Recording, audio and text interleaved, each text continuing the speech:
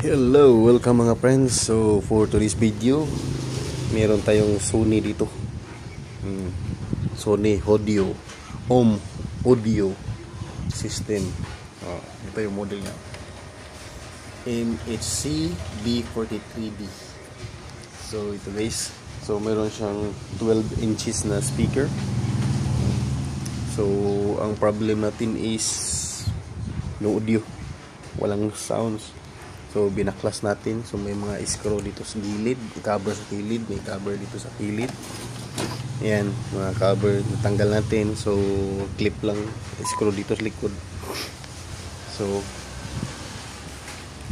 ayan. Testing natin, meron naman siyang power. May power pero hindi ko sure. Testing natin mga guys. So ang sabi is natapunan ng kape ba yun? Natapunan ng kape, hindi na mag-power or ano na. So ngayon meron siyang display, nag-power on siya. Testing natin kung gagana ba. So nag-load tayo ng music sa USB para ma-check natin sa USB kung gagana pa. Okay. So ito mga guys, may sounds na tayo. So hindi na siya nagpapatay-patay gaya nung una pag-trouble natin. Pero yung sabi nung una kasi no power siya. So sabi naman ng unang nag-check, baka palitan na ng board. Inano natin dahil ang issue nito is na ng kape. Chinik natin lahat. Ayun. Pagkaunang check natin is binalik natin yung mga kuan. So nag-power naman siya. Binalik natin yung mga connection. So ito pa yung hindi natin nabalik. So binalik natin yung mga connection. Nag-power siya, nag-on, nag-response naman. So ibig sabihin okay yung mainboard niya. So nang nag-play tayo ng USB, goods naman. Then ayun nga, pag mag-play siya, nagpapatay siya. Tapos lumalabas dito yung label. So ayun, na-diagnose natin na parang may problema. So pinalitan naman natin ng mga sikanhan na buton. Mga sikanhan na buton kasi mahirap walang available sa tindahan yung buttons niya. So naghanap ako ng buttons na goods pa.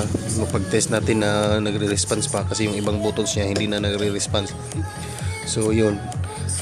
May may kaibahan naman, nagpa-function naman. Kaya nitong volume. Ayan. So nung mag-volume ka nung una, iba yung nagfa-function, iba yung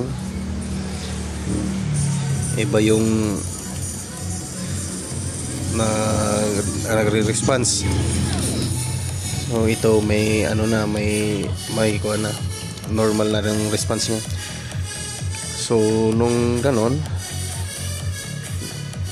yung issue naman is namamatay yung sounds tapos lumalabas dito label.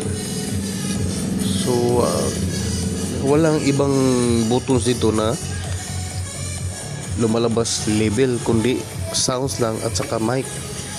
So yun, naisipan ko na baka may problema itong saksakan ng mic dahil din may lumalabas na noise sounds with echo. So yun, naman ko na parang may problema dito sa saksakan, kaya binaklas natin ulit, tinanggal natin yung board ng microphone at ayun, nakita natin yung flex niya na madumi. Hindi natin na-videohan pero nalinisan natin yung flex. Ito yung flex, ito yung flex na itong nakadugtong doon, katutong dito, madumi na siya, nalinisan natin.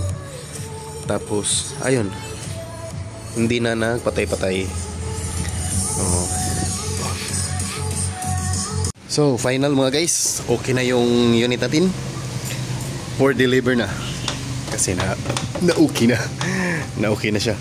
Kompleto na check na Bluetooth, okay ng Bluetooth, USB, auxiliary in,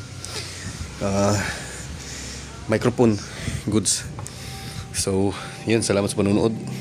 Yun lang, yung fix okay din, deliver na natin. Okay.